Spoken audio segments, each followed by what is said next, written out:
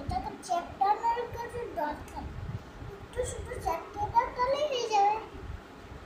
আর আর এইটা তুমি বলছো না যে এটা ভালো হচ্ছে, সেটাই না।